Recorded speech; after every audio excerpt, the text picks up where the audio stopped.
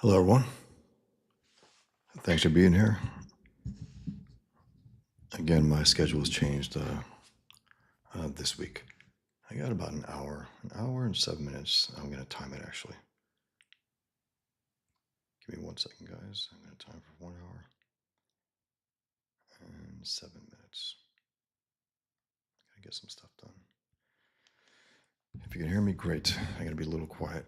Um, I wanted to talk a little about Ayn Rand and how I put it earlier. I said I went from a misogynistic ideology, the most Jew hating, misogynistic ideology on earth, to a philosophy created by a woman of Jewish descent, based on reason, based on um, seeing reality as it is, seeing things as they are, following the truth to wherever it leads, unlike Islam.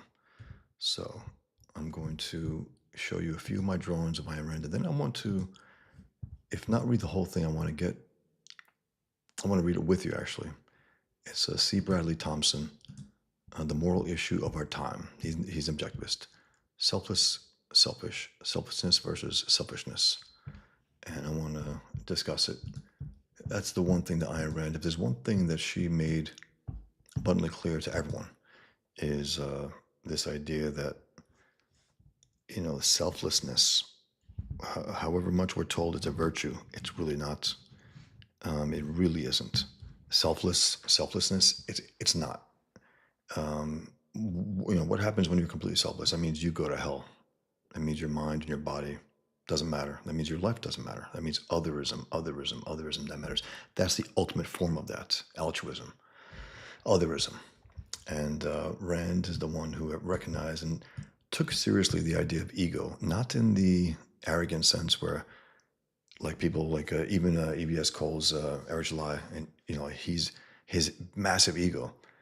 If a guy had a massive ego, he couldn't do what he does. If he had a massive ego, he'd be a healthy, better person. He would have busted his ass to learn how to write before he wrote a story.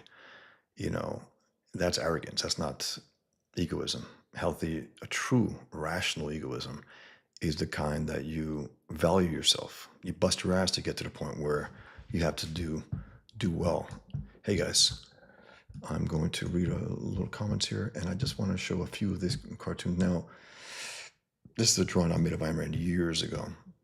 It's the one that I always use, and it's just, I try to capture her, and I think I did. Um, so long as you have free speech protected, this is the life and death issue in this country. Absolutely true. And then check out this one, guys. This is from, I believe, it must be from Atlas Shrugged. I won't say from who or where what. Hey, Vilnd. Hello? Skull, Trevor. Objectively going to be a great stream. Thanks, man. I got an hour and 4 minutes left. This week is a little different. I was able to do that long stream before, and that was the big one for today. Hail, Jimmy. Hail, John. Hello, John. Flintock. I don't think selfless can even exist. Well, tell that to those who give their lives up, who give their dreams up, who give themselves up, who give their bodies up. I think rational selfishness doesn't allow you to let yourself go. You need to. It's not the body's my temple type thing. It's I don't like that language, but it's important. It's not just a vessel that we carry around. Like no, we should take care of it. We should be healthy. Happy's Funhouse says, what caused you to go from one side of the political spectrum to the complete opposite? Was there any specific idea that changed your mind? I wouldn't say that I went from one side of the political spectrum to the opposite, to the complete opposite. Happy's Funhouse. I wouldn't say that. I was never. I was always. If I ever voted, if I ever thought politically, I was always towards liberty, away from tyranny, away from the left. And again, guys, I know we can argue till the end of times about this, but the leftism is always. Is always tyranny, whether on the left, the political left, the spectrum on the left, ideologically, politically, is always tyranny, whether it's religion or secular. Always. That's where you find, theocracies. That's where you find Sharia law. That's where you find communism. The middle is mixed. It's up in the air. conservatism, some good, some bad, whatnot. The far, quote unquote, far right is liberty. It's not anarchy, it's not chaos, it's liberty. It's more individual rights, more freedom for man. Most of the history has been on the left. Most of history doesn't mean it's people. Well, if that's the way it's always been, it's good. No, it's evil. It's very rare that you get this incredible thing that America is across history. It's one of a kind. It's never happened before. Not to the extent that it has. America, the kind of freedom that we take for granted in a lot of ways. And these days we have to get to the point where our freedoms are always in the balance at election time. It's a terrible position to be in. And the reason why we deal with it is because we, as a culture, don't have the nerve to say that the other side is evil. And it's not the point about people say, don't you see individuals? Sure. Do they? These are collectivists. Those are the selfless. Those are the altruists, quote unquote. The worst scum on the earth are altruists who would live for others and do for others. That's a lie. It's a lie. Religion pushes it. Leftism pushes it. In that way, in a lot of ways, leftism and religion, in many ways, thinks of otherism as an important thing. You don't matter. The other guy matters. The other woman matters. The other ones matter. You don't matter. Everyone besides you matters. That's otherism, and it's terrible. And Ayn Rand hit the nail on the head. She's the one who really took that to task and tried to just really get to the point where hitting it home to try to wake us the hell up, because we need that. We need that as a species to know that we are valuable individuals.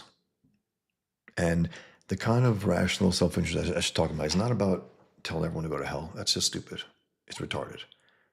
We are social creatures. We do want the world around us to be doing well. We do want others to be doing well, not at our expense, but we want them to do well. And sometimes, your self-interest encompasses your loved ones, your friends, the world you live in, your country. It's not just this narrow little thing where fuck everyone, fuck them. I got my shit. That's stupid. It's very stupid. So happy's fun house. I wasn't never, again, if I ever thought myself in political terms, I would never, ever first of all, I've never voted Democrat. There was something, even when I was young and it smelled dirty. There was something dirty about it. Ahoy, my TV dub.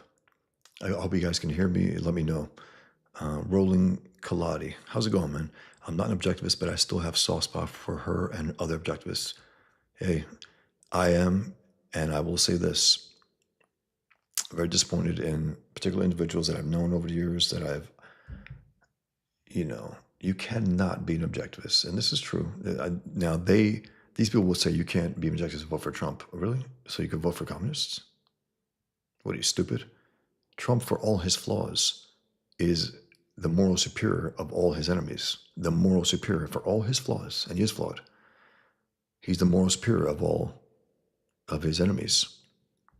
They're the ones who are not flawed, they're evil. And you would imagine that some objectivists at a certain point would say, you know what? This guy's the most vilified guy I've ever seen in modern history. And with the power of the information age, the most vilified ever. On what basis is that the case? On things that he said and done? No. On the fact that he's become a reproach to a lot of people. It's a strange thing to have Trump, the sleazy celebrity for decades, right? Cheating on his wives, getting divorced, doing this, doing it. Not the best of track records when it comes to fidelity and all that.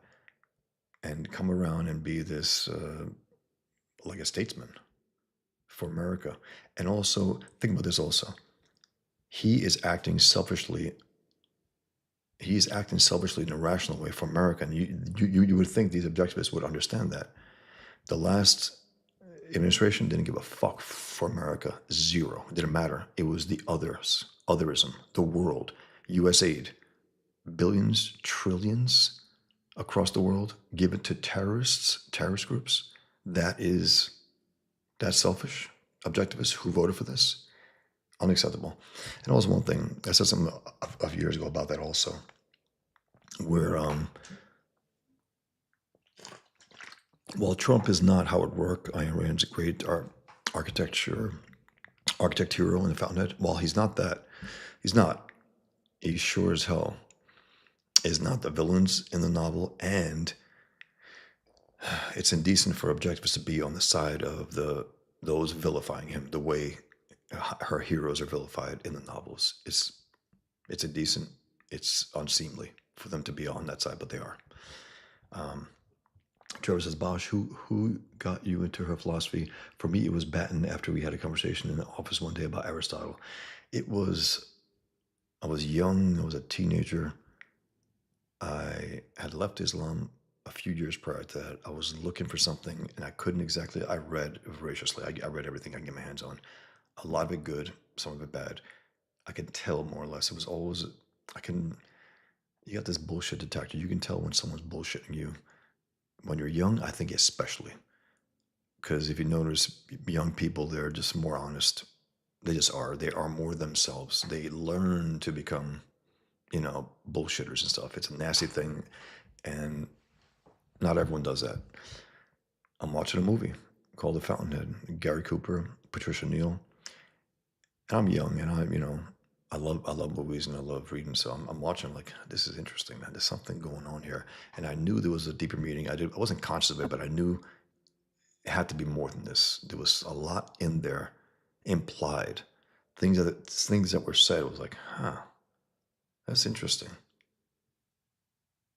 Talking about the things that, especially that he did in his speech. And then a few years later, I was at this event and they were asking me to, it's so funny. I was invited to do certain things at certain places. I wanted to be an actor when I was younger. I went to acting school in New York, and I was a bit thing in a music video. I was in a extra in a music film. I was in a magazine for guitar ads, and then I was asked to be there as a representative of the 1950s, dress up in the 50s, leather jacket, t-shirt, and stuff for an event. And it was so funny because I'm waiting there, and they just wanted me there as to look the part of the time period that they were trying to convey there. And what happened was that the lady in charge of it, she was the wife of a customer in a restaurant I used to work at for my uncle, and someone did not send out the invitations. They did not. So we're stuck there and we're talking, and I still got paid, which is cool. And the lady said, we started talking about old movies, and I said there was a movie called Fountainhead, I think. I said, Gary Cooper said there was something about that movie. I got to rewatch it. I said, I know there's something. I couldn't articulate it, but I said I knew there was something more to it than just.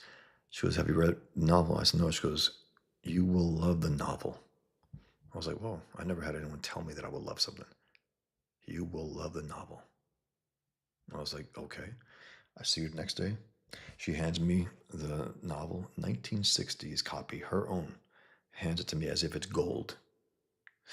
And within 3 or 4 days, it falls apart. I devoured it. I couldn't believe it.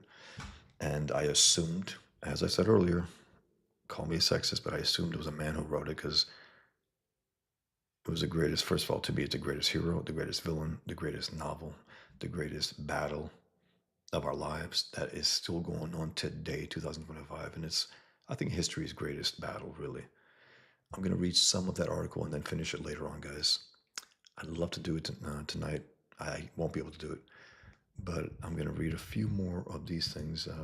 Just let me read this and get back to some comments. When men reduce their virtues to the approximate, then evil acquires the force of an absolute. When loyalty to an unyielding purpose is dropped by the virtuous, it's picked up by scoundrels, and you get the indecent spectacle of a cringing, bargaining, traitorous good and a self-righteously compromising evil. That's incredible. That's exactly the world we have lived in, and it's the world that we're pushing back against right now. It really is. And even Elon Musk just posted something about Ayn Rand the other day. It's important to have a guy of his platform, the massive, massive platform, to do those things. Because nobody on the left even has his kind of platform. And they would, one thing also, guys, just in terms of I mentioned before about the feminist movement, right? It's a hardcore communist movement. It's not a movement for women. It's the way that they try to. It's like an umbrella. You got communism, and then you have black communism, gay communism, and female communism. BLM, LGB, the feminism. That's what you have. If they were about women, they would be cheering on Ayn Rand. She got into this man's field. And think about it also. She was at a conference of philosophers. She was the only woman at that table, that huge round table. This small woman from Russia basically said, "Give me that, man. I'm going to be in here. I'm going to earn my spot." They're like, all right, okay, we get it. But that's what she did. She didn't take no for an answer. She went there, and it's incredible. This is one of Rand's great quotes also. To fear to face an issue is to believe that the worst is true. Powerful, true, simple. Let me check this out also, guys. There is no difference between communism and socialism except in the means of achieving the same ultimate end. Communism proposes to enslave men by force, socialism by vote. It is merely the difference between murder and suicide. I don't think it's ever been said better.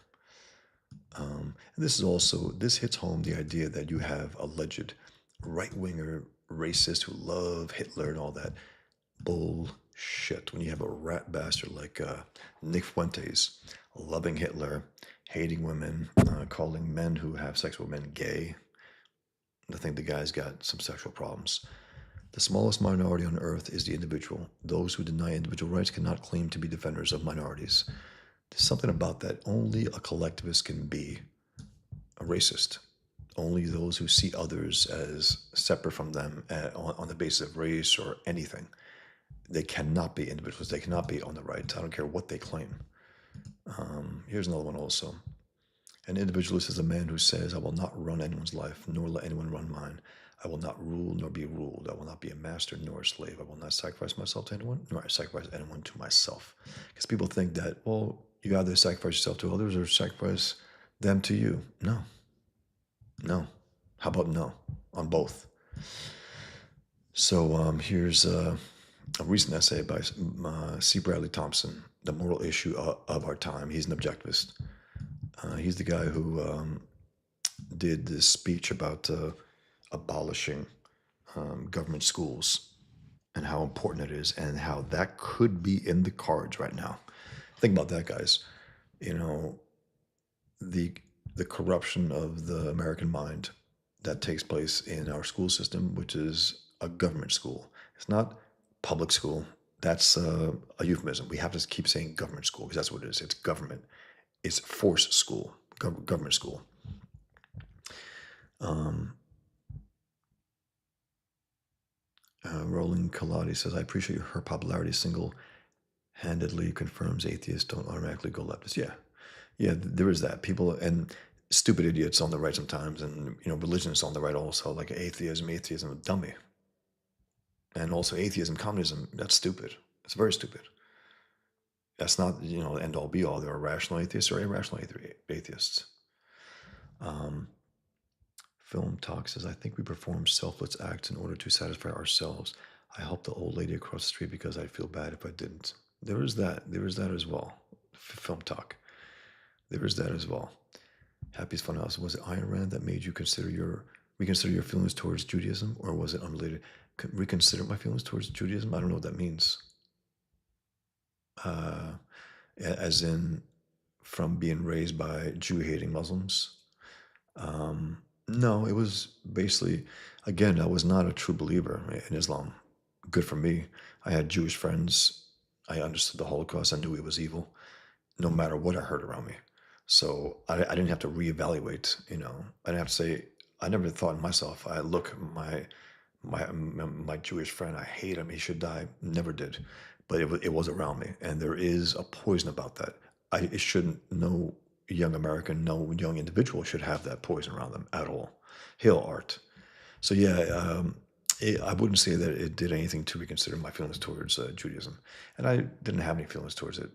To be blunt, I just know that I was taught to hate Jews. That's for sure. That they were the scum of the earth.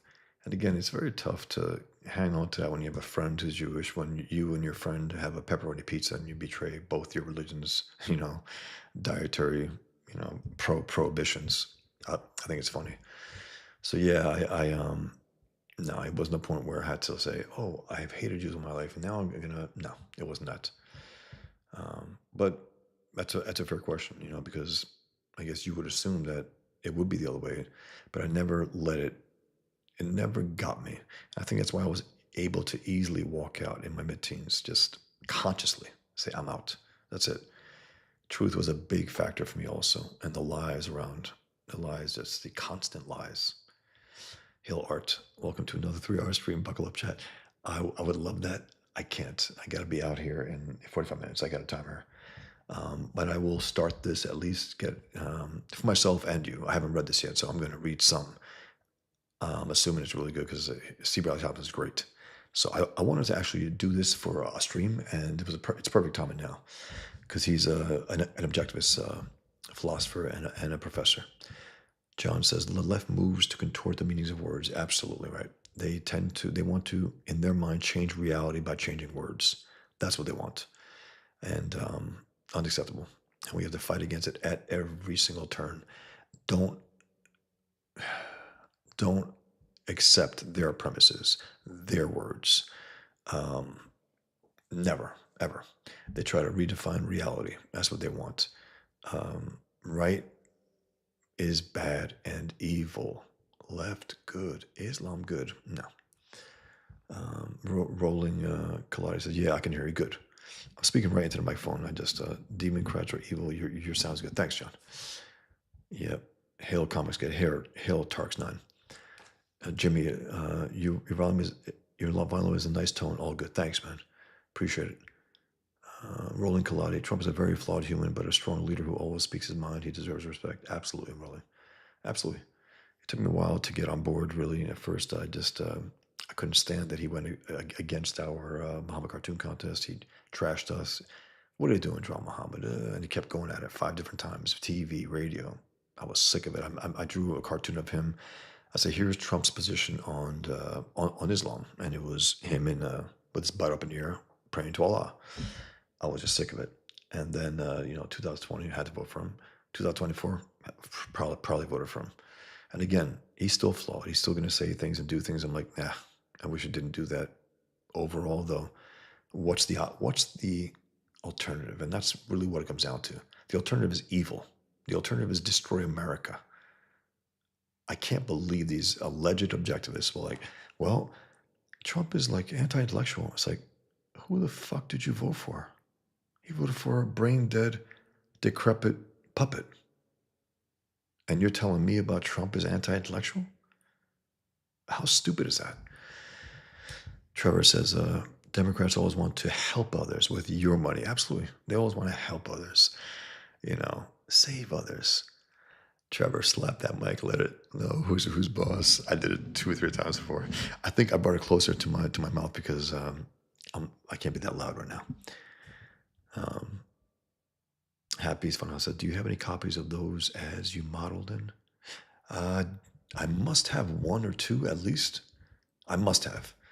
And I also have some pictures back in the day that I post them every so often on Throwback Thursday. And there's some that are like James Dean, but you wouldn't know that is me necessarily. And they didn't manipulate much, I gotta say. I just was trying to go for it. And I went for it pretty well to the point where people said, no, that's not you. And that's cool. It's like, okay, then it worked. Pretty funny. Remind me next time, Happy's Funhouse. I'll show some. I'm a little self-conscious about it. It is funny though. But yeah, I'm thinking right now, the ad I might have, but I know I sure as I'll have a number of the photo shoots that I was asked to do. I just hit it again. I did a little shoot with the actress, the black actress, the beautiful actress in Lethal Weapon, the daughter of Danny Glover. Also Rebecca Gayheart. I shot with her. She ended up, her last role was in, what was it? Once Upon a Time in Hollywood. She played the wife of Brad Pitt's character, who we don't know exactly what the situation was. If you know the movie, it's a great movie, by the way. Could be Tarantino's finest, just finest. Um, Trevor says, I've given out 3 worn out copies myself. I try to read one of her novels every year, every single year. I have read The Fountainhead. I gotta say, maybe 20 times. It's the one book that grabs me like nothing else does. And guys, for all of her revered intellectuality, the emotion that she gets from me, I got to put the book down at times. I'm overwhelmed to this day, years and years later, after exposing myself first and just putting it down because I can't quite handle the overwhelming feeling that I have for it. So she brings out more emotion out of me than any other novelist. I know the left has spent a good time trashing her because they're rats. And also, one thing about the left, they cannot help but read her book and say, wait a minute, we're the bad guys in here. Yeah, because you're bad guys in the air and real life. And she recognized that. And also, I say to these objectivists who vote for communist leftists, who do you think were Ayn Rand's greatest villains? Were they on the left or were they on the right? They were socialists, explicitly. Enrique Cabrera, hey, Enrique. Sorry, Roland Colodi says she was a male chauvinist. I think she'd take that as a compliment. She was called at one point the greatest man in America, and she was like, and the point is, I believe this. She transcended whatever people thought about what a woman should do, could do. She transcended it. And people admired her for her work, for her writing, for her philosophy, for her mind, her one of a kind mind. I've never come across a bolder mind, a cleaner mind, a more powerful mind. And, her ability to persuade people of this crucial issue also about selfishness versus the selflessness versus altruism versus egoism, individualism, collectivism. She understood that that is at the root core of a lot of our corruption. Um, Guys like Biden and his whole crew of communists behind him sometimes have the same impulse that Christians have in terms of helping others at the expense of oneself, helping others when you hurt yourself, helping other families while leaving yours not doing that well. It's unacceptable. So yeah, Roland Colati, she was not one to denigrate women, but she was also one who understood the relationship between man and woman in a sexual way and also a romantic way where there's a dominance factor there. She understood that, and it's all through her novels. It's like a through line. It's like she wrote men like, first of all, like nobody wrote. She wrote heroes like she wrote men and women like nobody wrote. The greatest female heroes, the greatest male heroes. Incredible. And then her nonfiction stuff was fantastic also. The Romantic Manifesto, I read and reread that and reread that, understood art, fiction in so many different ways than I had ever, thought of before. Roland Colati says, I was liberal then, but I was never feminist. Her criticism of feminism was a pleasant surprise. Yeah. She understood what it was also. I think, I think I disagree with her when she says that a woman can't be president. It's like, I think she could have. I know she was born in what do you call it, in Russia, but I think a mind like hers, yeah. Um, Enrique Cabrera said, Bosch, can you put up the volume a little bit? It's a little hard to hear sometimes. Okay. I will. Let's see if I can do that here. Okay, guys. It was a little low, and I apologize, guys. I'm very sorry about that. God damn it. I apologize. I'm going to try to speak normally now. I think it's okay now. But do let me know. Comic books and cahoots. Bosch is always able to blow my mind. That's very kind of you to say. Thanks a lot, man. That's a hell of a compliment. Very, very cool. Thanks, Enrique. I'm going to check down there quick. Okay, and let me know, guys, if this sounds better. I put it a little higher, at least on the computer, on my Shure MV7 Plus mic. It should be good now. It might be too high, but you tell me. Thanks, man. Um, Roland Colari said, I love that communism socialism quote. It's fantastic. It's exactly what it is also. The end game of socialism is communism. So the idea that you can separate the two, you really shouldn't, and you really can't. That's the natural place that socialism goes to. And it can get there again through voting or through whatever, by any means, to get to the point of communism, where the individual doesn't mean shit. And that's what it comes down to. Whatever else they say, however they guss it up, the individual doesn't mean shit. Everyone means more. And of course, they can kill millions and just say, well, that was good for everyone. That was for the good of the people to kill these millions. And there's no accountability there either, from the leaders to the people. If you want to be a rational person and try to live a life of freedom, you can't. You'll be thrown in prison. And that's where, in a lot of ways, don't even think this is an exaggeration. That's where we were heading. That is where we were heading. There were communists in charge of the last presidency. Oh, Biden's just a piece of shit, decrepit puppet. But those behind him were flat out communists who hate the country, who want to do it in from within. Trevor says, everything I've ever seen of her is she is compelling you to think, not feel. Exactly. Dirty hippies ruin the individual thought and creativity. Absolutely. But she does. It's so funny. Would I call it ironic? I don't know. But she makes me think clearly. She also makes me feel deeply, to the point where, again, I get overwhelmed sometimes. Certain passages, if you read The Fountainhead, that scene with Rourke and Mallory, when Rourke comes to the rescue, per se. It's not explicitly put that way, but that's what's happening there. He's coming to the rescue of a drowning man. That scene always gets me.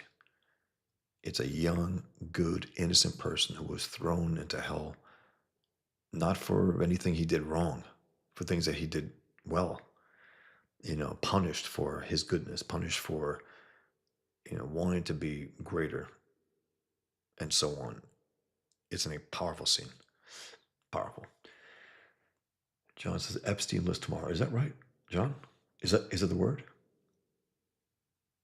Interesting. Huh. I wonder if they're going to actually have the list, or are they going to fuck around? We shall see. We shall see. There's no reason why it should be held with. There's no reason why it should be held from us. No reason. I don't give a fuck what they say. We will see. We will see. I'm curious. Roland Colati says, although Albania's Muslim population recently went below 50%, that's good. That's very good. Interesting. And what would you say are the rest of atheist or undefined? Some communists, clearly. Some, Catholics. That was the original religion. Catholics, and I knew some also. We had some Catholic relatives as well. The Muslim side of our family had some Catholics, and I will say this: there was something different in their behavior than our side. We were a lot more rowdy. Let's just say that they were a lot more reserved and cool and calm and collected. It's interesting, huh? Same people, same area. John, flight logs too. Holy shit. It's so funny because these things come so hard and fast. We're like, are these things going to actually happen? And they are happening every single day. That's awesome. The truth is going to break out. Bad guys will be revealed. And there's no going back after that. If they actually name names, which they should, no matter what the political consequences, that tells you that we are ready. At least the government is ready, to be honest with the American people. The media isn't. But this particular government run by these guys right now are. Wow. Roland Colati, I wasn't aware he was against the drama contest. That's disappointing. It was. So, to me, it was the issue of issues. To me, it's the issue of all time. And let me explain why. It's not, oh, yeah, there are bigger issues. No, there aren't. Freedom. That's the biggest issue. And how do we express that freedom? through our minds, through our words, through our persuasion, to try to make the case for ourselves, to try to argue against bad things, to try. If we don't have that, we're not free. If you don't have free speech, we don't have freedom. And Trump went at us. What are they doing? Come on. He just said nothing about the guys who came to kill us. Nothing. It got to the point where Megyn Kelly showed him my cartoon off camera because they wouldn't show it on Fox News. I realized that when I went on Greta Van Sustern's show. She said she'd show it. She reneged on it. That's when I told the media, if you're going to have me on, you're going to show the cartoon. I'm not going to come on. Oh, we can't do that. Then I can't come on. That's it. She showed Trump. And she goes, look at the cartoon. Just look at it. She goes, it's a simple little act of defiance. You can't draw me. That's why I draw you. He was like, he rolled his eyes. I was like, what an asshole.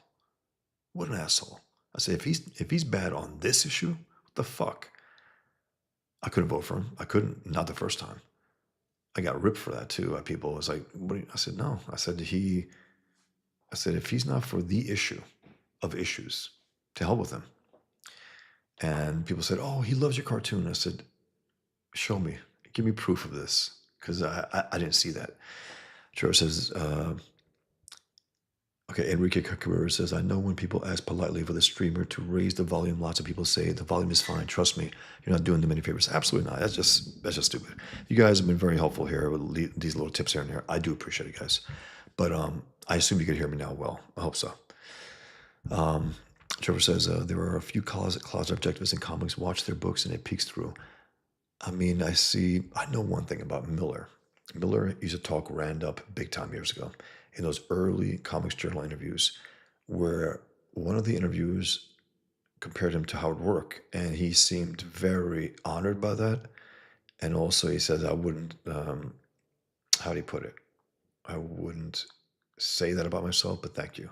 He was honored by it, as he should be. I mean, Rourke to me is the greatest hero in fiction, in literature ever. I know you got yours. I know all that. The greatest devil in literature, Ellsworth Monckton Toohey, the greatest devil. The greatest tragic hero, Gil Wanted. And the strangest, one of the strangest heroines, but fascinating. Continuously fascinating, Dominique, because she's so hard to get a handle on at times. First time I was pissed off at her. I said, fuck her, man. And over the years, I'm like, you know what? In her mind, she was convinced that there's no shot in hell of goodness surviving this world. She actually believed it, and it was a religious belief on her end. So, understanding that, you understand her actions. And then, of course, reality comes in, and she becomes in alignment with reality, which is ultimately what I think adults, human beings, should do. I think actually kids are far more in alignment with reality than adults in general, naturally, without even thinking about it. Adults have to, in a lot of ways, they're corrupted away from it, and they got to get back to it. Unless you're lucky and you don't need that. You're always that way. Paul Pope also talked about Rand, Trevor. He also discussed Rand as well. That's interesting. Miller, Paul Pope. I'm trying to think who else. P. Craig Russell corresponded with me a while back. Can't say he's an objectivist, but I can say that he's interested. I can say that. Happy's Funhouse. Do you think Trump has changed his tune on the Muhammad drawing contest? Do you expect him to change his mind anytime soon? I don't know, Happy's Funhouse. I hope so. I will say this though, okay. If I were to think about it, what he's gone through, I'm not sure if he'd have the same reaction. I'm not sure he'd have the same reaction. He has only spoke favorably of free speech since. He hasn't said anything. He hasn't said anything about it. He's never punished people for expressing their free speech, whether he liked it or not. As president, he never did that. That's the real test, when you have the power to hurt others over that and you don't. And he doesn't have the power to do it. Presidents corrupt their power all the time, and they plan to get away with it. And history might get them a century later. I'm assuming if you were to ask me, I'm assuming he's better on it today and he's the one guy who can be in his late 70s and change on certain issues. He wanted to execute Edward Snowden years ago, and then he was open to possibly pardoning him. That's a revolution right there of thought, of a position. It's pretty wild. Santiago says, I probably can't read this thing, guys. I got 27 minutes I have, but I will start, maybe read one page just to set it up. You guys are great. Thank you very much for taking part in this, guys. I really appreciate the give and take. And let me mention one more thing while I have you here also, and I have to do it because this is part of my job. Part of my job is promoting my work, and in particular, um, Pigman. There's more to discuss outside of this, and it's. I just got another backer, I think, while I was on here, guys, if not two. Thank you very much, whoever backed it. Thank you very much, guys. This is my campaign, Pigman. It's in short. Okay, in short, I'll read right here where I put it. The Islamic background of twins comes to the forefront of their lives on 9/11, which is echoed by the comic book within Pigman vs. Jihad. It's two stories, twin brothers. One is a recovered Muslim, one is a born again Muslim. After 9/11, they break apart, and it becomes a battle with them, and it escalates. Each issue escalates higher and higher. It gets physical, it gets brutal, and then it's echoed by the super war between Pigman and Super Jihad, who were like brothers, like the twins, like brothers, working together against Islamic Jihad, writing books against them. They fought an ideological battle.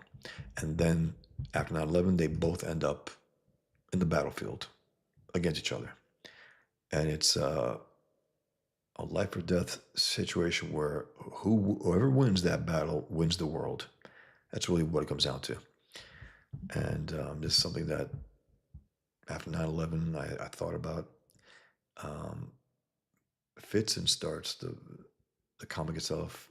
I established him, my blog years ago, published him in 2009, 2011, 12, 15, and not since. I've been working on adaptations since that fell through. Spent a few years on that one, a few years on another one. Now with Comicsgate as my back, I believe, I think it's time to revisit this and, revive Pigman. And by issue 3, if this all goes well, and right now I got no complaints. I appreciate all you backing. Every single one counts. I want more. I want to go to issue 2, and then 3, and 4, and 5, 6. That's what I want. If you guys can back me, I would really appreciate it. So I'm just going to go through this one more time, read some more comments, read a little of this, and then I do got to go. But I got this video. Check it out, guys. I tried to play it recently. I still don't know 100% how to play it well, sound-wise. It didn't sound good last time. I want to make sure you guys sound, I want you to see it the best way to see it. So if you want to see that, go to Find My Comic. Check it out. It's in 4K. It's on Vimeo. I embedded Vimeo video in here. It's 4K. It's really sharp, and it was shot really well. A friend of mine put it all together. It's so funny. I had the presumption of saying, "Well, I don't like the red. Let's change it." I said, after a while, I said, "You know what? Tell me to shut up. You just do it." He kicked ass. He did a great job. It's fantastic. It's a work of art. It really is. It's fantastic. I couldn't have done this. Um, so I explained my pitch here. I'm basically asking you, can you guys help me bring Pigman back and try to bring him into the mainstream? Try to bring these ideas, try to bring this battle against Islamic Jihad to the mainstream. I hope to do that. And I have a preview here as well. A number of pages, 8 pages or 9. It's important, I want you guys to see it. And then here's my cover for cover 1. A more traditional Pigman taking out evil scum, breaking their necks, punching them to death, and getting shot at. But even though they're getting wobbly, the guys with the guns. Pigman war paint with jihadist blood on him. This is the most popular cover. This one I like, but I'm going to fix the color. Something around here. I got to work it out. I went through so many iterations, guys, so many iterations, and I'm still not pleased. But this part I'm pretty fine with. This part I had to figure out. But I like the fact of having the 4 main characters, the 2 quote unquote realistic characters, and then their counterparts, their avatars, to some extent. Even though, of course, it's just Killian creating them both, and in a way basing them on him and his brother. This is the final cover, pure black and white. The comic is in color, clearly, but I just liked the raw energy of the black and white here. It works. Twin Towers as a tombstone, him vowing to end jihad. Um, Pigman hard index card drawing. You can get that. All four covers. Get all four covers. Digital copies as well. Pigman symbol T-shirt. September 11th, 9/11. A traditional S like Superman, and also like a dollar sign, capitalist pig. The war paint print, 14 by 11 by 14. I wanted all pack. Trading card submission if possible. I was asked, I got 4 backers now. Okay, it's getting a little more and a little more. That's awesome. Um, Table for One, my first graphic novel. The great Alex Toth loved it. Incredible, blown away. I pitched it as Dirty Harry as a waiter at conventions. People seem to get a chuckle out of that, and they more or less, okay, I get it. I get the feeling at least. Original art, and then a Pigman commission that I can do for you guys. Original drawing of Pigman, penciled and ink by me with an idea by you. So that's my pitch, guys, for today. If you're interested, please consider getting a copy. I really want this to get to the point where I'm like, okay, confident that issue 2, will have a strong backing. That's what I really want. And I imagine that you guys want me to fulfill this, do it well as I can, and then say, okay, I'm ready for issue 2. I think we can get to that point. I hope so. I really hope to. So that's my pitch. I got so funny. I'm not shy when it comes to promoting my work at all. People might not like that, but what are you gonna do? I love my work and I love promoting it. It means the world to me, and hopefully you guys enjoy yourselves. I can read a little more, guys, and then let me get to at least one page of this before I can go. I got 20 minutes. Santiago says Democrats don't want to save others with our money. They want to subjugate us to the welfare state and the party of the welfare state. When you're dependent on government for food, shelter, childcare, education, healthcare, retirement, and basic income, you are not a citizen. You are a subject. Absolutely right. Everything you wrote was true. I have nothing to add to that. That's exactly right. They want us as subjects. Yep. And they want us to shut up and just tell us what to do, dictate everything to us like dictators. Trevor says an actual feminist didn't need a movement to claim what was hers by her own will. Yeah. Even though I think she probably would resent the term, but I get it. She was just a powerful thinker, a powerful mind. Again, the greatest mind I've ever come across, ever. Ever.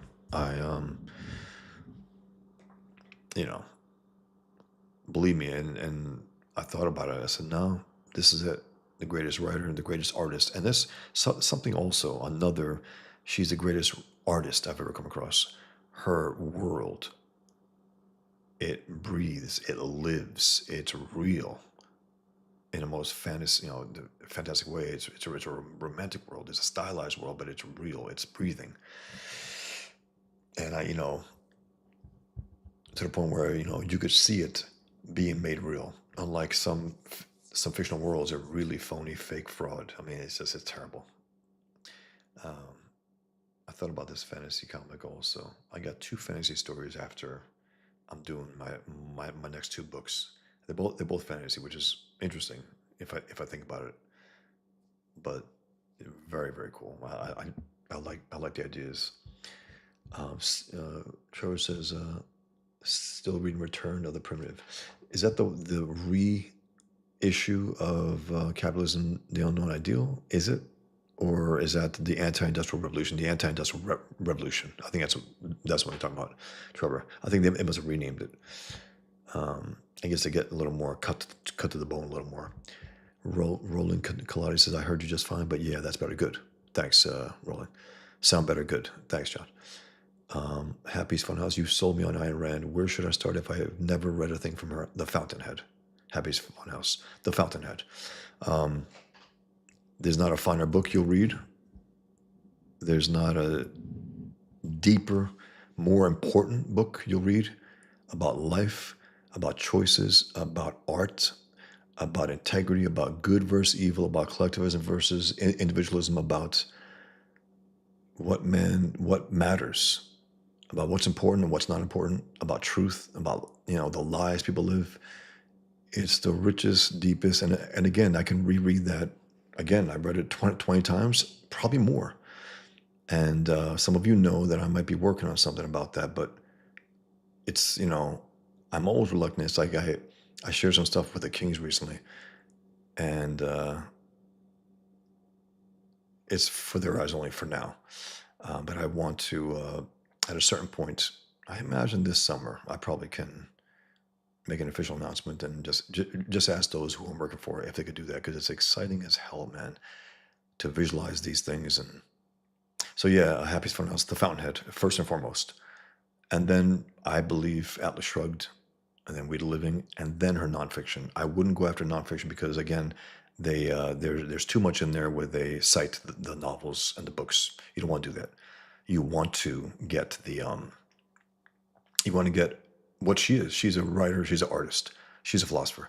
The reason why she studied philosophy, check this out. The reason why she studied philosophy was to understand what constitutes an ideal man and his enemies and so on. She studied philosophy for that. What a way. I mean, what an artist. And again, that's an artist. She's not like, I'm a philosopher and I'll just do fiction on the side. No, no. She's a fiction writer, first and foremost. And then eventually, through that process, you know what? I need to learn what constitutes an ideal man and the world he lives in and what kind of clashes he has against that world, against this modern world. It's phenomenal. And so she ended up becoming a legitimate philosopher. It's crazy in a roundabout way. Thanks, Happy. So again, The Fountainhead. Anyone who hasn't read The Fountainhead, I can't recommend it more. I can't. Watch the movie, sure, after the fact. Don't let it taint them. You want the purity. Even adaptations, let's say, still I would recommend read the novel, because that's the thing. That's the true work of art there.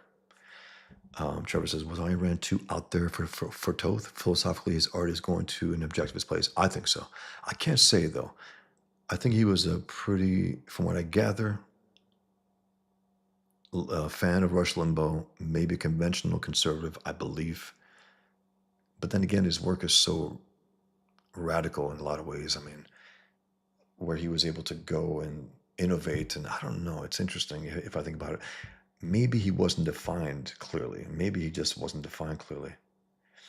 I don't know. I would have liked to have known. I just don't know. Okay, Trevor, I'm going to add. Thank you very much, Trevor. Appreciate it. Super chat by Trevor Nielsen. Did Ayn Rand ever say anything about comics? I know she liked Westerns. Did she and Dico ever interact? Okay, I can assume something, but I'll answer the first one. Did Ayn Rand ever say anything about comics? Ayn Rand, about comic books, not necessarily. About comic strips, yes. King Features wanted to do an adaptation of The Fountainhead. They had a writer, they had an artist, Frank Godwin, who I don't think was the right guy for it. However, good some stuff I've seen, a little too soft, a little too rough for the characters. You needed something a little more stylized. You needed a little more stylized. There's a stylization there, even in the telling of her story there, that you have to take into consideration. Dominique needs to be not otherworldly per se, but she has to be exceptionally stunning. She has to be. And she wasn't in the adaptation. But Ayn Rand was more than willing to adapt The Fountainhead into a comic strip. She had no qualms about it. She wasn't like, oh, that's beneath me. Fuck that. No. She understood this is a valuable form, and I can promote the novel and get maybe more readers. Everything was legitimate to her. And the movie was a chance to get more readers, get more people to what? To the source of it. The Fountainhead, the source. What was the original name? Spring something. Mainspring. Mainspring was one of the names for that Fountainhead, and then another name ended up being the Fountainhead, which is fine. I think that was like a third title. So she loved heroic fiction, of course. I don't think she would resent it in the form of comic books, unless they're shoddy shit comics, but I imagine she would like If it's a worthwhile story with noble heroes and scummy villains and all that, I think she would appreciate it. Um, and so she didn't not like comic strips. She appreciated it, unlike some objectivists even today who dismiss it, who don't give a shit to adapt it. Like, oh no, oof, that's beneath. It's like the woman herself was absolutely, and she ended up, by the way, writing that comic strip. She ended up writing comic strip, so it tells you even more so that she had no problem with it. All right, so she ended up writing the comic strip, and Frank Owen drew it, and I have that. I have a copy of that. I had two. I sold one a little back. I still have another one. And it's just cool to have. It's just like a great thing to have. Ayn Rand involved with some kind of comic book form. So cool. And did she and Ditko ever interact? I can't say that, but I will say that Steve Ditko did go to the NBI, the Nathaniel Branden Institute, in the 60s. He did go to those classes. And I know that Rand was there at times. So it's very possible. I can't say for sure, but it is possible that he may have been in that classroom with Rand in there. It's possible. And in those days, Rand was living there. He was living there, both in New York. He was going to NBI. He was also donating to objectivist causes as well. And it's funny, I rarely heard him speak of Rand, even in his essays. And when I corresponded with him after Table for One, which he liked, he also liked propaganda. He wasn't willing to say so publicly. And I told him, I said, well, he goes, that's an appeal to authority. I said, well, it's not necessarily if you actually like it and if it would help a creator maybe to get the word out. Rand had she didn't care. She was, if she liked something, she would say it out there. She would write forwards. She would write blurbs. She had no problem with that. So I think he was mistaken in that to just say, no, that's appeal to authority. It's not necessarily that, because if he actually likes it and says, you know what, maybe if that's going to help this kind of work that I like get out there more, why not? I think he misunderstood that, but I can't say for sure, Trevor. But it's amazing to have a guy like Ditko, and also with his stature in the industry, to know that he was an objectivist into Ayn Rand's philosophy and revered it in a lot of ways. I mean, he lived it. He lived it. Um, so thanks a lot, Trevor. Appreciate that. And guys, I'm getting the hang of super chats here. I know different colors. I'm sorry, man. I gotta figure this out. But thank you. Rolling Colati says, I think the nun population went up in Albania. Last time I checked, Catholics are still at 10%. Okay, interesting. Okay. It's interesting with Albania also. They had it from both sides, right? Islam for like 500 years, and then communism. But there's still something about the nature of the people. They didn't fall completely into it. They didn't they still retained their language. They still retained the fact that they're Albanian. They still did not become this. It's very rare for objectivists to be a jihadist. It does happen. It has happened. There were guys in New Jersey who wanted to blow up Fort Dix, who wanted to kill our soldiers, right? And they were the Dukai brothers. And that's why I named the brothers in my story, Killian Duke, sorry, Dukai, and Islam Duka. That's the name. But he called himself, Killian Duke for the Duke, John Wayne. Trevor says, would she have liked the pulps? She had to have known about the shadow. He's like an avenging objectivist, a prohibition era Mr. A.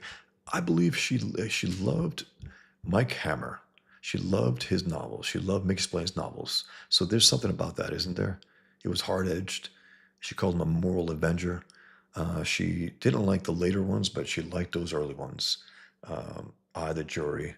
I have 4 or 5 of them still. I read a stack of them. And I gotta say, I did lose a little interest near the end. Whatever reason. I'm not sure if they were getting worse, but according to Rand, they were. I don't know. I just know that it was it's really good stuff, man. It's entertaining as hell also. On top of that, he was a moral avenger. He was willing to shoot evil in the gut without hesitation. And that's awesome. You want that from your heroes. Roland Colati says, going after Islam is the biggest demonstration of free speech. It is, Roland Colati. It's not just because I do it, but that's the flashpoint. Because you ask yourself, what is the point? What's the thing that gets the most sparks? What's the thing that's the most forbidden, not just in the Islamic world, but across the world? What's the thing that people cannot do, quote unquote? Troll Muhammad, criticize Islam, burn Qurans, you know, and those things are prohibitions in Islam. They're not prohibitions in the civilized world, and we should do whatever the fuck we want with that, you know. And it's not a matter of respecting that culture. When that culture slaughters individuals for drawing goddamn cartoons, fuck them and their respect. Fuck them. It doesn't matter at that point. They have crossed the line. No more respect coming your way. Zero. They behead a teacher for showing goddamn Muhammad cartoons to his students as a lesson in free speech. Zero respect. Zero. Trevor says, I can only imagine a Conan or Solomon Kane written by Rand. My God. It's true. Santiago says, Rourke refused to be subjugated. Absolutely. No doubt. Roland Claudia says, there's a lot to criticize about Christianity too, sure, but compared to Islam, there's no contest. That's the point. Whatever flaws and problems Christianity has, and I think some of the biggest problems is the idea of, again, turn the other cheek, love thy enemy. I know I got Christians telling me that's not what it means. God damn it, the words are the words, guys. And the reality is the reality. Far too willing to let evil give it a pass, far too willing, like, you know, even today's Republican Party, right, the GOP, and conservatives in general, the ones that I see, at least the popular ones, they're not good enough to declare the leftist enemy within evil. They're not good enough. They're not moral enough. They're not honest enough to do that. You have to be. You got to be ruthless. You got to be more ruthless to take out this guy. You have to be. Trevor, let's see. It's right about there, yeah. It's 177, 11,729, guys. Thank you very much, guys. So, guys, check it out. It's my comic book. And it's not explicit, but Killian and Frank Warner, Pigman, are objectivists, but it's not explicit in there. The closer you get to there is when Killian's walking through his hallway and you see an image of Ayn Rand there. In Frank's home with his wife, you see a poster of Atlas Shrugged, but it's not obvious at all. I know it. It's not even that I'm afraid to do it. No, I just I'm telling this story, and I know it's there. And the way they talk, sometimes you could tell. Okay, that's where they're coming from. They're in alignment with reality, full on. I mean, there's no compromise with that. I gotta leave in a few minutes, guys, but I did see.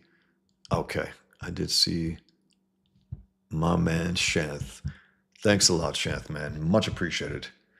Thank you very much, Shanth. It was great talking to you the other day on Shane's channel, by the way.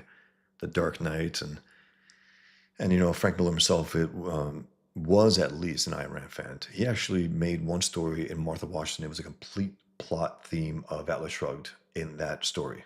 And I was pissed, actually. I was like, give her some credit, you know. I was very defensive about it, I guess. But Ashanth and Anjeti Art says, if that's how you pronounce it, Shanth Anjeti, super chat, $10 from Shanth Anjeti Art. I apologize. Wife and I are massive Ayn Rand fans. I mean, she's just, again, from a novelist to a philosopher to an activist to a thinker to someone who just, again, she makes you step up. She really does. She makes you step up in your life, in your thinking, in your attitude about things, in your relation to yourself. And again, you know, I come from Islam, and it's basically they don't want you to know yourself. That culture, they don't want you to individuate. They don't want you to be yourself. They don't want you to recognize yourself as an individual. They don't. So when that came, because again, I was I don't know where I was. I mean, I was out of Islam and I was searching. And then I saw that movie interesting, and then I read the book, and that was it. I said, okay, that's it. This is, I feel at home here. This is the ideas that I want to live by, promote. And regardless of what the objectivist movement is, it doesn't affect my love of Rand, of her philosophy. It doesn't do that. The philosophy is sound. The movement, I can take it or leave it. I can take it or leave it. Thanks a lot, Shanth. Again, appreciate that. And there's another one here. Comic Books and Cahoots, super chat. Thanks, man. 4499 from Comic Books and Cahoots. You are the evil Knievel of comics because you risk your life to get your books out. I appreciate that, man. That's pretty cool. I like that actually. Evil Knievel of comics. Hilarious. Very, very cool. I appreciate that, Comic Books and Cahoots. Thank you. That's very kind of you. I'm gonna read a few more guys, and I will not be able to read. I will not be able to read this, but this is gonna be next on my list for my next, probably next episode. C. Bradley Thompson, an objectivist, philosopher, professor, a good guy too. I got a chance to speak with him a little while back about this one project that I'm doing. I wanted a little heads up about where I should go for that in terms of research, and he was very helpful with that. Selfishness versus selflessness, the moral issue of our time. And Ayn Rand, you know, if there's one thing that she hit home more over and over and over again is altruism versus egoism, individualism versus collectivism, selfishness versus selflessness, the importance of individualism, the importance of the self, the diminishment of the self. That's the norm in cultures across all different areas. It is the norm, unfortunately. That's a terrible thing. But I'm going to read a few more comments, guys, and I have to go. It says 1 minute, but I'm going to read these comments, try to thoroughly answer them, and then I do got to go. I'm going to turn off my alarm so I know. Thanks for being here, guys. I really appreciate it. I just wanted to come back because today was a 4 hour. It was my longest and most watched video. I think it was ended up being 1,500, I think, eyeballs in the end. Live, I think, and right after it showed. Very, very cool. Let's see. I just want to. Okay. Trevor at Mucky he's pretty outspoken about Ayn Rand. I'm not sure who that is. If you could let me know. Okay. Okay, about me or okay. More. Sorry, guys. I got to read more here, but I do got to go.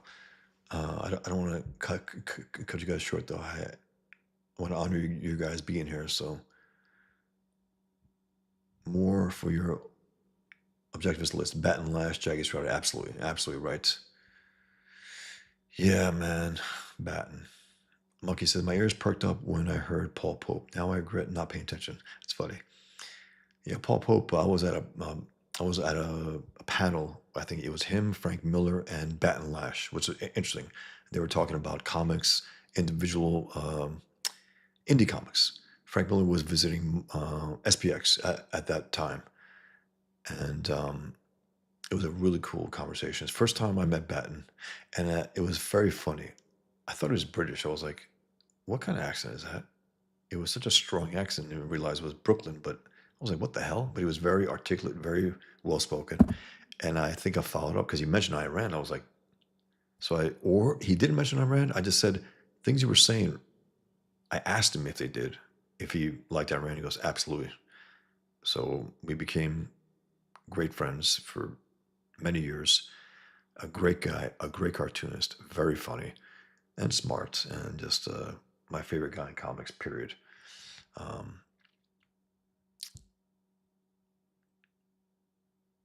Monkey says, I don't know much of anything about Rand. I just like Pope's book, The One Trick Ripoffs.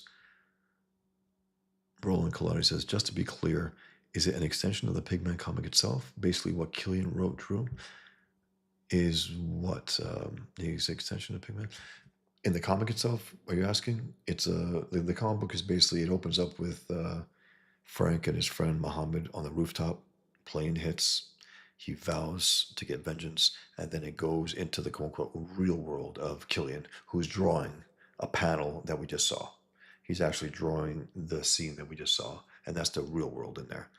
And it's differentiated by the fact that Pigman's World, I did it in all brushwork, and Killian's work, it's all done in pen. Pigman's World, the gutters are open, and Killian's World, the gutters are all black, just to differentiate the two. A little different look, enough where I think it's clear, but who knows?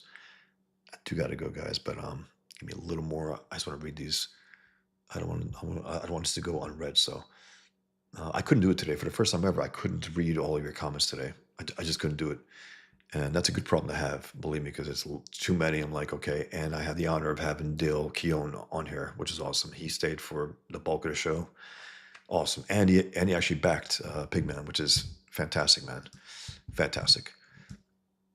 It's an honor. So that's just very, very cool. It's a 177, guys. And every single day since the launch, I've been getting backers. I want to keep that up. I want to give you guys a reason to back it. I want to persuade you guys. I want to make the case. I want to sell you guys. I want to say, okay, here's the thing. Help me out, guys, and back it up and let me get this done. With the end result being, issue 2. And then from there, 3, 4, 5, 6. And then again, that pigskin leather bound hardcover. Can't wait. I got to go through these pretty fast now, guys, if you don't mind. Getting more issues would be great too. Absolutely. Rand worth a read, Mucky? 100%. Read The Fountainhead, Mucky. The Fountainhead. First and foremost, read that, and then Atlas Shrugged, then We the Living, and then her nonfiction. That's how I would say.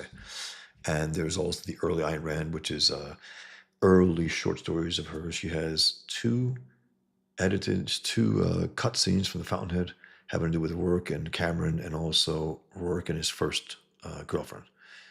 I guess you can call it girlfriend, actress. And then her nonfiction. It's great.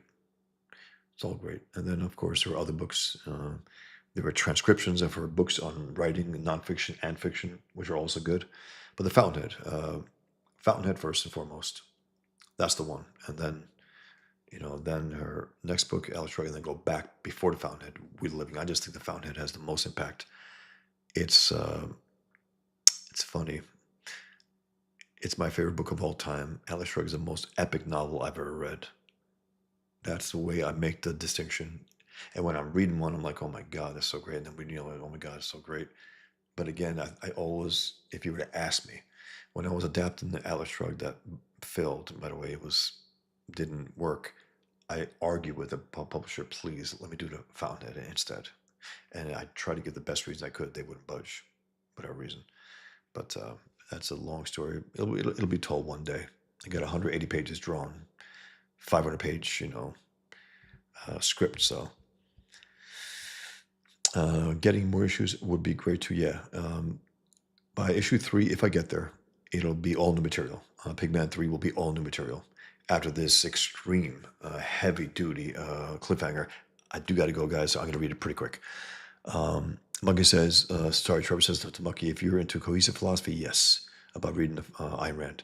Roland Collider says, I love indie comics, and Eric July's Isom wasn't as good to me. It's not. It's just not. There's not a love. There's not a passion. There's not an art to it, to be blunt. There's just not an art to it. It's a guy who I think saw his shot at making it outside of music where he didn't make it, outside of dancing, whatever that is, and saw what Ethan was doing, what Shane was doing, and says, I got 500,000 followers. I can monetize them. I believe that's period. That's what it came out to. And he wanted this, I don't know, stature of being a comic book publisher. It's forgettable. It's not comics. Mucky says, I'll give it a go. You should, Mucky. It's fantastic. Comic Books and Coot says, Jack show tomorrow night. Bosch, Malin will promote the book if you ask. I will see. I just have to see, because this week is a very different schedule for me. That's why I did the early show. And that's why I did this one late, and why I got to go right now. But I will see. I was on there last week, guys. I did promote it, and I got some backers also. It was cool being on, and John and me, we both knew about the Barbary pirates, the Muslim pirates who were sacking our ships in the ocean, and that's where the Marines were born, and we kicked their ass. You leave it to great men like John Adams and Thomas Jefferson to actually read the Quran, to understand the Islamic enemy, the threat, get the Marines, form the Marines, and kick their asses out of the ocean, and never again did they bother us there. They used to take our people as slaves. Roland Collider says, I know you're already working on something else. Jennifer Grossman already told me what it was. All right, Rolly. Okay. And I've mentioned it, but I'm still a little reluctant. It's something that until I've had some bad experiences. In other words, I've had some bad experiences. Not that this is going beautiful. Just never know. You never know what's going to happen for whatever reason. So I tend to keep it close at the vest, but I know it's exciting as hell. Trevor says to comic books and coots is right. Get on the show. Those guys bring the eyes. They do. And I was on there last week, and it was Dale was on there, Mandy was on there, Shane and John, and it was great. I was so exhausted though. I was literally yawning on the show because I was up all night. I slept 2 hours the night before lunch, and I just couldn't keep it together. I was so exhausted. But I don't want to bother too much about it though. I might just what I'm doing with some ad money is I'm giving super chats and just asking them guys if you can just in the super chats ask these guys if they can promote it. That's all. Maybe go to my page, give them a super chat, give them a little incentive to do that. It's the least I can do. First of all, just to appreciate that they're out there doing this. So I might be able to do that at least. Cigar Gangster, funny name, man. I read The Fountainhead. It was a fabulous book. It's the greatest. Art said, "Hail Shanth, we need a Rand stream with all the CG Ayn fans someday. Absolutely, would love that." Amen. Art Shanth says. Trevor says it's the reissue of the anti. Okay, right. The anti-dust revolution. Right, right. Trevor. I thought that's what it was. Hail Shanth. So cool. I'm very interested in Shanth's work also. That the one book, but the one that he's doing now, it looks like a cross between. What was that? That Ditko character that was Marvel. I forgot what it was, but it looks fantastic and so different than his first book. So different, which is awesome. Can't wait to see what you when he officially launched that. Enrique Cabrera said, "If Ayn Rand is so good, why isn't there an Ayn Rand 2 yet?" Okay. Trevor said, "The Fountainhead is the novel for the artist. The more philosophical work is Atlas Shrugged. Best breaking in story is probably Anthem. Maybe, but I just think The Fountainhead first. I think first and foremost, I think because that's the clearest distillation of her philosophy, the clearest, you get the personification of objectivism through work, I believe, more than any other novels. The other ones are a little more spread out, where you got more of Rourke's and more of Tui's and all that, but this is the most direct way, I believe. Happy's Fun says, "Have you read Infinite Jest or anything from David Foster Wallace?" No. He has some spicy criticism of collectivists. I don't. The name sounds maybe familiar. I just haven't read that. Trevor says, "Considering her views about art, why are so many objectivists and conservatives so apathetic towards the arts?" You're absolutely right, and I can't say. Being a conservative artist is a life of being ostracized by all the usual. I don't know, Trevor. It's a frustrating thing. And that is the case. Not all. There are some who absolutely understand that Ayn Rand was an artist. I see her as an artist. I see her as the finest artist I've ever come across, the finest work. Trevor says Frank Miller's Mouth of Washington is his love letter to Rand. I think he had to come clean after. I think Dave Gibbons is the one who, I guess, was explicit about that. Thanks a lot, Shanth. Again, my pleasure, my friend. Art says, "Made my work day go faster. Bosch in the morning was a nice prize." It was great to have you guys on, and it was really very active. I mean, wow. Hello, Jay, Jonathan, Maki Okiala, Reed Fountainhead. Great. The Dread Pirate Robert Lucas. Yeah. Trevor, we're at an hour and 15 into 1 hour show. Guys, you take care. That's the last comment. Thanks, Beaners. Thanks, Shanth. Thanks, Comic Books and Cahoots. Thanks, Trevor. Thanks, everyone. Really appreciate it. I got to get going. It's a very different week for me. I will read this next time by C. Bradley Thompson, The Moral Issue of Our Time. He's an objectivist, and he's one of the good guys. He understands the big picture. And if you don't understand the big picture, to hell with you, flat out. If you want to be a philosopher, you don't understand the big picture, get the hell out. What good are you? And I mean that. What the hell good are you if you're a philosopher and don't understand the big picture? It's ridiculous. Guys, take care. Be well, man. Until next time. Thank you.